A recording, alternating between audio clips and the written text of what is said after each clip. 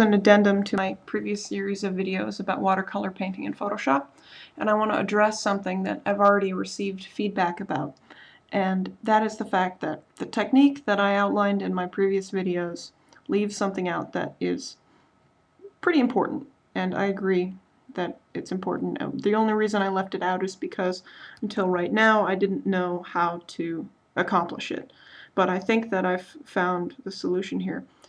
What I'm talking about is wet edges. Now, I'm going to show you a piece of watercolor, of a real watercolor that I did. And it's scanned. The quality of it isn't fantastic, but I can show you what I'm talking about, which is that watercolor pools, particularly on dry paper, surface tension causes pigment to accumulate around the edges of shapes. So, for example, if you look, and I'll zoom in even closer so you can see, if you look at this pink shape here, you'll see a sort of a brown outline that surrounds it. And if you look also, here are a couple of different layers of watercolor.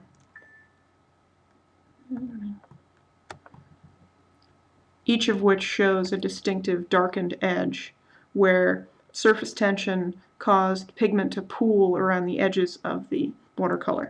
That is something that's a distinctive characteristic of painting wet paint on dry paper. I showed already how you do wet on wet, where you get the nice kind of blending, and we see that a bit more in places like around here. But when you want the hard edges that come from wet on dry, here's another good example right here. You can see where brown has pooled up on the edges here. Getting that wet edge effect is not as simple as it should be in Photoshop, but I think it is possible. So let's see how that works. So here I have a blank Photoshop document. There is a brush setting in Photoshop called Wet Edges. Here it is. It's been here probably since about Photoshop 5.5. And it really shows because it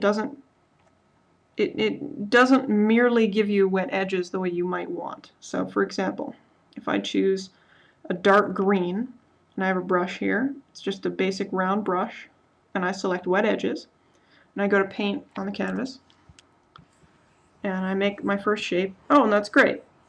I've got my wet edges and I've got my lighter interior of the shape relative to the edges. That's fine. Unfortunately, if I want to expand this shape to make it bigger, I can't do that anymore. The second that I lift up my cursor, the second that I lift up my pen and put it back down, instead of expanding the existing shape, it starts to layer on top. And that would be great if I wanted it to do that, but I don't want it to do that. And as I continue to put down more layers, it gradually gets closer to the color that I wanted it to be in the first place. But you'll notice my opacity and flow are at 100% here. There's no good reason for these things to be layering themselves up. There's really no good reason for it to take 5 or 10 passes just to get to the color intensity I wanted. And now the wet edge quality of what I wanted is gone. So wet edges just doesn't work. Unfortunately, for good taste, I think the answer to this problem is in layer effects.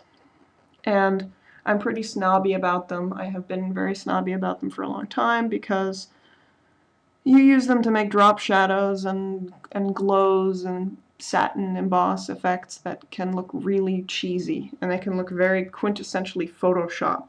And that is something that can just kill and it can make things look really artificial. So I have not used them very frequently. But one of the things that they do have going for them is that they can apply things to the edges of the layer contents even as you expand the edges of those contents. So to give an illustration of what I'm talking about, suppose I were to go onto a blank layer and make a yellow snake, and now make a layer effect, This one is called stroke. Just puts an outline of the color of your choice on the contents of the layer. It positions it outside. You can change the thickness of it. Now, when I return to my layer and I continue to paint within it, the layer effect is noticing the fact that the edge boundaries of my contents are changing, and it's updating the effect accordingly. And that's something very powerful. That's something that blending modes can't do and adjustment layers can't do. They can't change the effect of what you're doing in real time. So I spent some time trying to figure out the best combination of layer effects that would lend the wet edge look that we want as close as possible.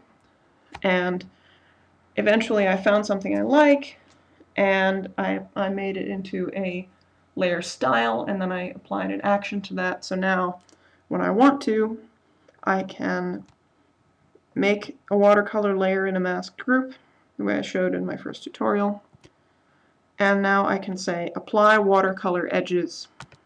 That applies my special set of layer effects, so that when I go back here with my brush onto a watercolor layer, here's what it looks like without the wet edge effect. I'm going to show you what this looks like on an unaffected watercolor layer.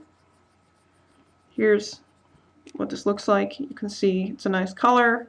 We can blend over here, but we don't really get the wet edge that we want. Here's the same thing on an edge that's been modified. Ooh, ah. You can see the edges are darker. They're also a little bit richer. That's the closest thing I could come up with to simulate the increased density of pigment along the edges.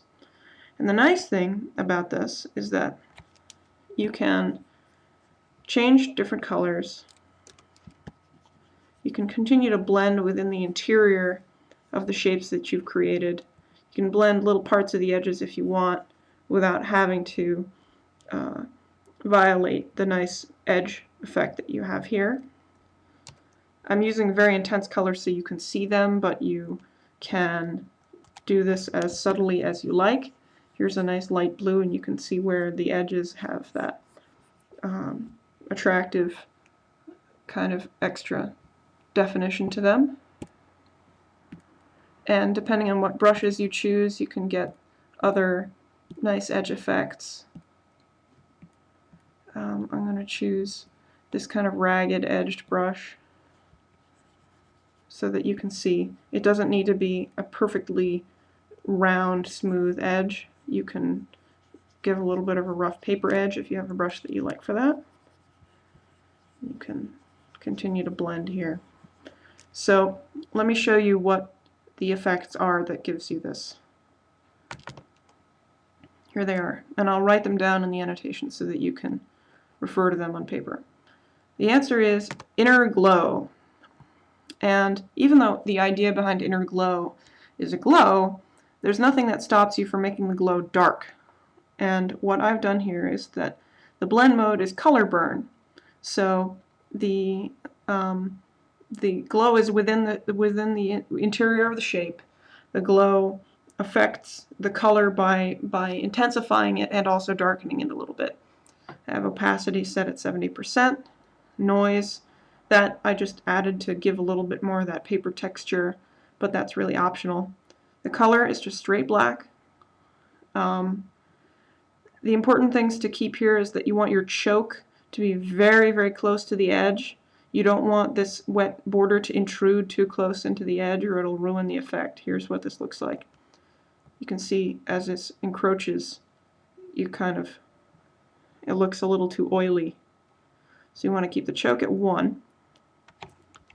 And the size is really up to you. If you want something that really pools at the edges, you can have that as many as 25 or 30 pixels, or you can have it as few as only 2 or 3 if you just want a very subtle effect.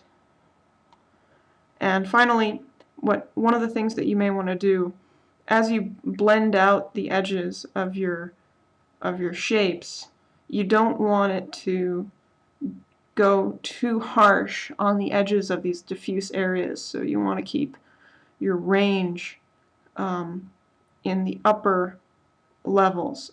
So to just show you what that means, when you blend out an edge here, all of a sudden the edge got a lot less opaque.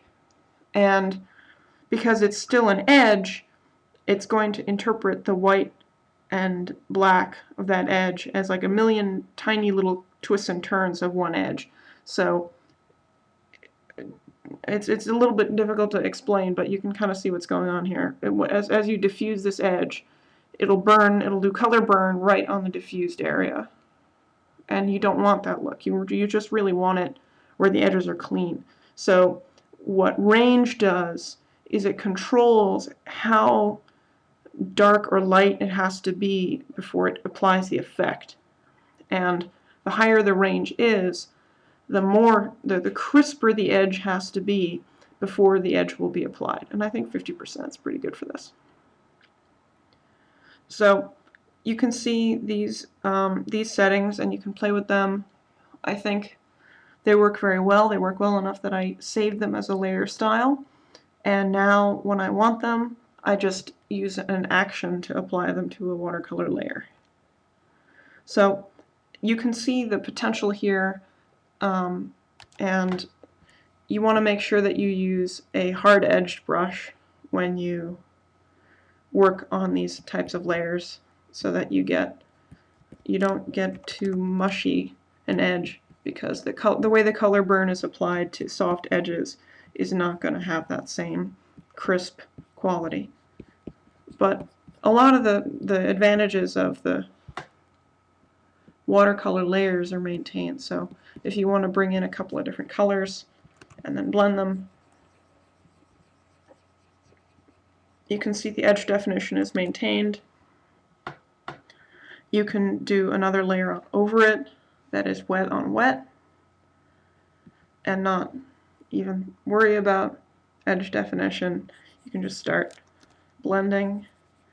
So all of the options are available.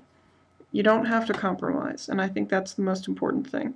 You have a variety of different looks that you can achieve based on when you want to use them and when you want to vary from them. So I hope that this rounds out the previous tutorial. And if there are other things that you want to look into, or you want me to try to figure out, you can leave a comment, you can send me an email, you can get in touch with me whatever way you like, and I would love the challenge, and I appreciate your feedback. And thank you again.